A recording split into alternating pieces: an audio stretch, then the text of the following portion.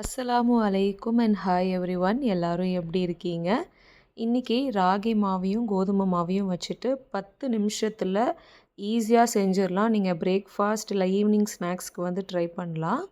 இப்போது ஒரு பவுலில் 1 கப் அளவுக்கு ராகி மாவு எடுத்துக்கலாம். அதே கப்பில் 1 கப் அளவுக்கு கோதுமை மாவையும் எடுத்துக்கலாம். அரை கப்லேருந்து 3/4 கப் வரைக்கும் இடித்த வெல்லம் இல்லாட்டி நாட்டு சர்க்கரை பவுடர்லாம் கிடைக்கிது இல்லையா, அது வந்து சேர்த்துக்கலாம். நான் ரெண்டுமே மிக்ஸ் பண்ணி சேர்த்துருக்குறேன். அப்புறம் சுக்குத்தூளும் 2, 3 ஏலக்காய் வந்துட்டு நல்லா தட்டி அதை வந்து சேர்த்துருக்குறேன். நீங்கள் கண்டிப்பாக சேருங்க. ஃப்ளேவர் எல்லாமே ரொம்ப நல்லாயிருக்கும். இதை வந்து நல்லா ஒரு மிக்ஸ் கொடுத்துக்கலாம். இப்போது இதில் கொஞ்சம் கொஞ்சமாக தண்ணி சேர்த்துட்டு நல்லா வந்து கட்டி இல்லாமல் மிக்ஸ் பண்ணிக்கலாம். கொஞ்சம் கொஞ்சமாக சேருங்க. ஒரே இதாக சேர்த்து நம்ம மிக்ஸ் பண்ணிட்டோம்னா அதோட கன்சிஸ்டன்சி வந்து தெரியாமல் போயிடும். கட்டி எதுவும் இல்லாமல் நம்ம வந்து நல்லா கரைச்சி எடுத்துக்கலாம். இப்போது நீங்கள் வெல்லம் சேர்த்துருக்கீங்க, கொஞ்சம் அங்கங்கே முழுசு முழுசாக இருக்குன்னா அது ஒன்றும் பிரச்சனை இல்லை, அது கரைஞ்சிரும். அப்படியே கரையலைனாலும் நீங்கள் அதை வந்து ஊற்றி எடுக்கிறப்ப அந்த வெல்லம் வந்து நல்லா மெல்ட் ஆகி பார்க்குறதுக்கே நல்லா ஜூஸியாக நல்லாயிருக்கும். ஸோ அது கரையலைன்னா ஒன்றும் பிரச்சனை இல்லை.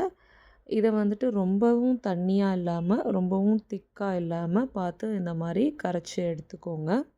ஒரு சிட்டிகை உப்பு சேர்த்துக்கலாம். நான் ஃபஸ்ட்டே சேர்க்கறதுக்கு மறந்துட்டேன். ஒரு சிட்டிகை உப்பு சேர்த்துட்டு நல்லா மிக்ஸ் பண்ணிக்கோங்க.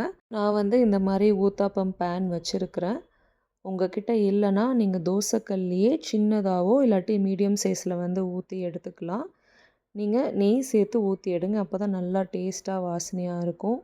நெய் வந்துட்டு லைட்டாக தடவி விட்டு கல் கொஞ்சம் சூடான உடனே ஒரு கரண்டி வந்து நான் இதில் ஊற்றிக்கிறேன். மீடியம் ஃப்ளேமில் வச்சுட்டே வந்து இதை நம்ம சுட்டு எடுத்துக்கலாம். ரொம்ப ஹை ஃப்ளேமில் வச்சிங்கன்னா நம்ம இனிப்பெல்லாம் சேர்த்துருக்கோன்றதுனால டக்குன்னு கருகிடும். அதனால் மீடியம் ஃப்ளேமில் வச்சுட்டு ஒரு 4-5 நிமிஷம் கழித்து நீங்கள் இன்னொரு சைடுக்கு திருப்பி போட்டுக்கோங்க. திருப்புறதுக்கு வந்து ஸ்பூன் இல்லாட்டி கரண்டி பேக் சைடு அந்த மாதிரி நீங்கள் யூஸ் பண்ணிக்கலாம். இது வந்துட்டு ரொம்ப டேஸ்டியாக நல்லாயிருக்கும். இப்போ வீட்டில் ராகி மாவு அப்படியே இருக்குது, என்ன செய்கிறதுன்னு தெரியல, டக்குன்னு ஏதாவது செய்யணும்னு நினச்சிங்கன்னா இந்த ரெசிபி வந்து நீங்கள் ட்ரை பண்ணி பாருங்கள். திருப்பி ஒரு 2-3 நிமிஷம் கழித்து இன்னொரு பக்கத்துக்கு திருப்பி விட்டுருங்க.